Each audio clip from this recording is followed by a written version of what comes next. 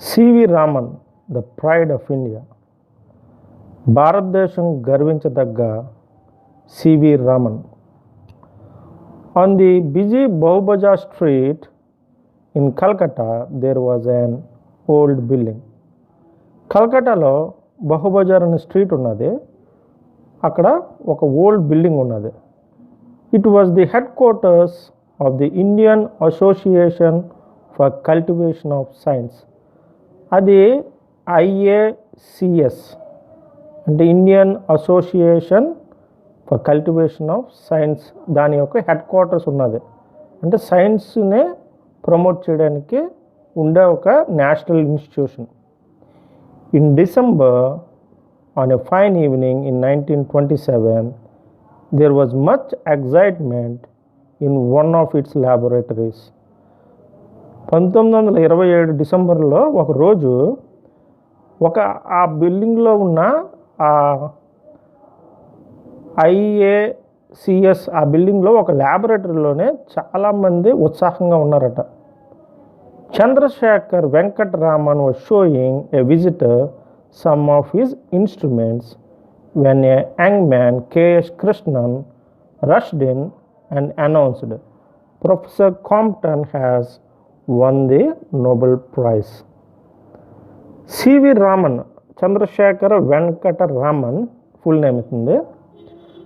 ఆయన ఒక విజిటర్కి, సందర్శకుడికి కొన్ని పరికరాలు, ఇన్స్ట్రుమెంట్స్ చూపిస్తున్నాడు.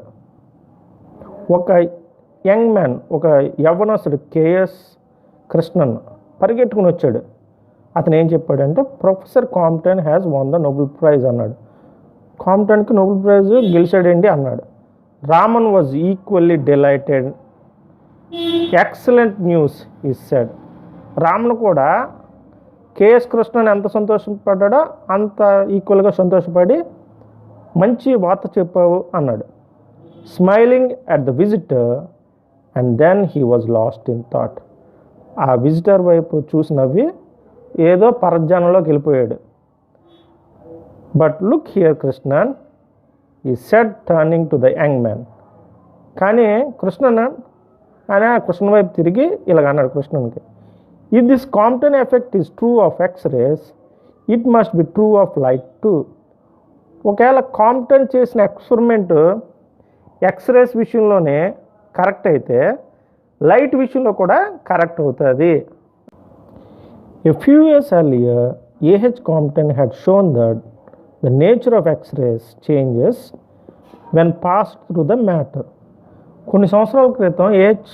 కాంప్టన్ ఆయన సైంటిస్ట్ ఎక్స్రేస్ పదార్థం గుండా ప్రసరించినప్పుడు దాని స్వభావం గురించి ఎక్స్పెరిమెంట్ చేశాడు.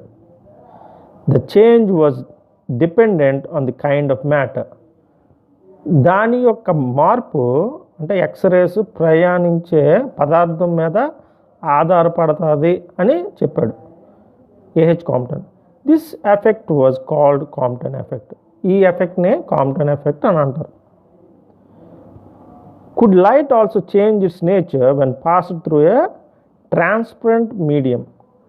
అయితే కాంతి కూడా ఏదైనా ట్రాన్స్పరెంట్ అంటే ఆ పదార్థం గుండా లైట్ ప్రవహించగలిగే పదార్థం, అటువంటి పదార్థం గుండా ట్రాన్స్పరెంట్ మీడియం గుండా ప్రసరిస్తే దాని యొక్క నేచర్ స్వభావం మారుతుంది, అంటే దాని యొక్క కోణం మారుతుంది అని సివి రామన్ ప్రయోగం. That was the question that Raman asked himself. ఆ ప్రశ్న సివి రామన్ తనకు తాను వేసుకున్నాడు. For 5 years he had been doing research in optics, the science of light. 5 సంవత్సరాలుగా ఇతను లైట్ మీద రీసెర్చ్ చేస్తున్నాడు. ఆప్టిక్స్ అంటే అద్దాలు, ఆప్టికల్స్ అంటే కలద్దాలు అంటున్నాం కదా, అద్దాలతో లైట్ మీద ప్రయోగం చేశాడు. No sophisticated equipment was available in his laboratory. అతని దగ్గర అత్యంత ఖరీదైనవి కానీ సోఫిస్టికేటెడ్ అప్పటికున్న అధునాతనమైనవి కానీ ఏమీ లేవు అతని దగ్గర ఆ ల్యాబొరేటరీలో. But Raman was confident that he could find the answer with some modifications in his equipment. అతనుకున్న పరిమితమైన ఆ పరికరాలతోనే ఇతను ఖచ్చితంగా దానికి ఆన్సర్ అంటే లైట్ కూడా తన స్వభావాన్ని మ్యాటర్ బట్టి ఏదైతే పదార్థం గుండా వెళ్తుందో ఆ మ్యాటర్ బట్టి మారుతుంది అనే దానికి ఆన్సర్ కనుగొంటాడని అతనికి నమ్మకం ఉంది. For 4 months later, on March 16th, 1928, Raman announced his discovery of new radiation. 1928 మార్చి 16న అంటే 4 నెలల తర్వాత రామన్ అనౌన్స్ చేశాడు, నేను న్యూ రేడియేషన్ కనుగొన్నానని అనౌన్స్ చేశాడు. Describing the behaviour of a beam of light passing through a liquid chemical. అదేంటంటే లిక్విడ్ ద్రవం గుండా ఆ ద్రవం గుండా ప్రవహించినప్పుడు లైట్ వెళ్ళినప్పుడు దాని యొక్క స్వభావాన్ని డిస్క్రైబ్ చేశాడు, వివరించాడు. To an assembly of scientist at Bengaluru, now called Bengaluru. ఒక బెంగళూరులోనే కొంతమంది సైంటిస్టుల ఎదురుగా దీన్ని ప్రదర్శించి చూపించాడు. The world hail the discovery as the Raman effect. అందరూ కూడా పొగిడారు రామన్, అందరూ ఈ ప్రయోగాన్ని రామన్ ఎఫెక్ట్ అన్నారు. For scientific research in this country it was a red letter day. 1928 మార్చి 16 ఇది చాలా ప్రాముఖ్యమైన రోజు. ఎందుకంటే ఆ రోజు రామన్ ఎఫెక్ట్ ప్రదర్శించి చూపించాడు. His discovery caught the attention of the world. ప్రపంచం అందరూ కూడా దీన్ని గమనించారు. With equipment worth hardly 200 and limited facilities, Raman was able to make a discovery which won him the Nobel prize in physics in 1930. చాలా తక్కువ వ్యయంతో $200, చాలా తక్కువ అవకాశాలతోనే రామన్ ఈ కొత్త డిస్కవరీ చేయగలిగాడు, కొత్త విషయాన్ని కనుగొనగలిగాడు. ఆ కనుగొన్న దానికి నోబెల్ ప్రైజ్ ఫిజిక్స్లో 1930లో వచ్చింది. Raman was born on November 7th, 1888. 1888 November 7న పుట్టాడు. At Tiruchirappalli in Tamil Nadu. తిరుచునాపల్లి తమిళనాడులో పుట్టాడు. His father was a college physics teacher. కాలేజీలోనే టీచర్ గారు, వాళ్ళంటే లెక్చరర్ అన్నమాట. ఇప్పుడు ఆ కాలేజ్ వాళ్ళ ఫాదర్, వాళ్ళ నాన్నగారు. He was a brilliant student right from the start. చిన్నప్పటి నుంచి కూడా చాలా తెలివైన పిల్లవాడు CV Raman. When Raman passed his matriculation, his parents were keen to send him abroad for higher studies. 10th class అయిపోయింది, మెట్రికులేషన్ అయిపోయిన తర్వాత 10th క్లాస్ అయిపోయిన తర్వాత విదేశాలకు చదివించడానికి పంపిద్దాం అనుకున్నారు.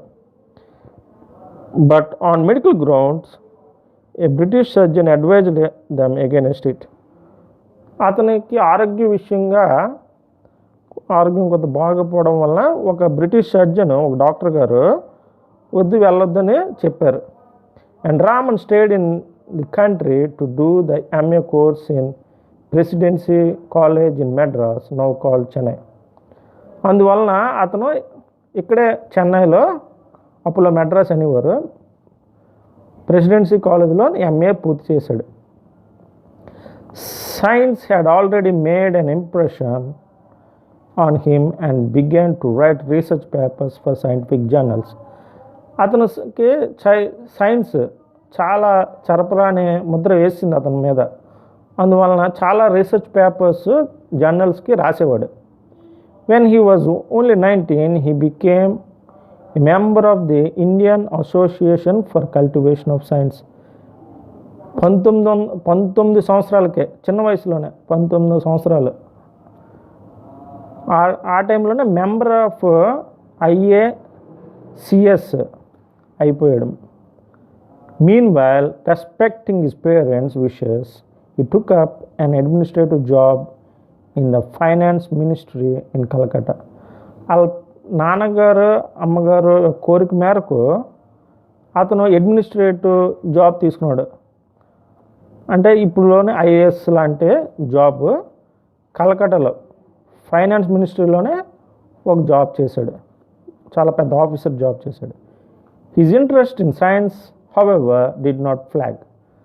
అంత పెద్ద జాబ్ చేస్తున్నా కూడా సైన్స్ మీద ఆసక్తి తగ్గలేదు అతనికి, ఏమాత్రం పోలేదు. He use to spend his hours after office in the lab of the association working through out the night. అతను ఆఫీస్లో పని అయిపోయిన తర్వాత ఈ ల్యాబొరేటరీలో, ఆ ప్రయోగశాలలో చాలాసేపు నైట్ అంతా గడిపేవాడు. In his youth Raman was mainly interested in acoustics, the science of sound. అతను యవనస్తుడిగా ఉన్నప్పుడు రామన్ ఎక్కువ సౌండ్స్ మీద ప్రయోగాలు అంటే ఎక్కువ చేసేవాడట, దాని మీద ఇంట్రెస్ట్ ఎక్కువ. He studied how stringed instruments like the violin and the sitar could produce harmonious music. ఆయన ఎక్కువ సౌండ్స్ మీద ప్రయోగాలు చేసేవాడు. ఈ స్ట్రింగ్డ్ ఇన్స్ట్రుమెంట్స్, తీగలతో ఉండే ఇన్స్ట్రుమెంట్, వయలిన్, సితార్, ఇంత శ్రవ్యమైన సంగీతం ఎలాగ ఇవ్వగలుగుతుంది దాని మీద ఎక్కువ స్టడీ చేసేవాడు. He was elected to the Royal Society of London in 1924. Royal Society లండన్కి అతను ఎలక్ట్ అయ్యాడు, ఎన్నుకోబడ్డాడు. And the British government made him a knight of the British Empire in 1929. British government వారు దాన్ని నైట్ ఆఫ్ బ్రిటిష్ ఎంపైర్గా గుర్తించారు. It was a high honour for any great scientist. ఎటువంటి సైంటిస్ట్కైనా, శాస్త్రవేత్తకైనా ఇది చాలా గౌరవం. His advice to young scientists was to look at the world around them and not to confine themselves to their laboratories. యవ్వనస్తులకి, యవ్వన సైంటిస్టులు, శాస్త్రవేత్తలకి అతను చెప్పే సలహా ఏంటంటే, ప్రపంచాన్ని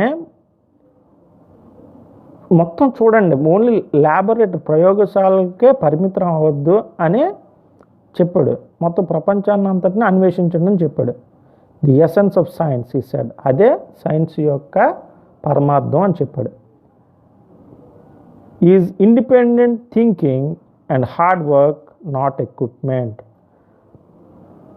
ఇప్పుడు కూడా పరికరాలే కాదు, ఏదన్నా సొంతంగా ఆలోచించడం, కష్టపడడం, ఇదే కొత్త ఇన్వెన్షన్కి, డిస్కవరీకి కారణమవుతుందని చెప్పాడు. CV Raman was the first Indian scholar who studied whole in India and received the Nobel prize. CV Raman ఒక్కలే మొత్తం చదువు అంతా భారతదేశంలో సాగించి నోబెల్ ప్రైజ్ వచ్చిన వ్యక్తి.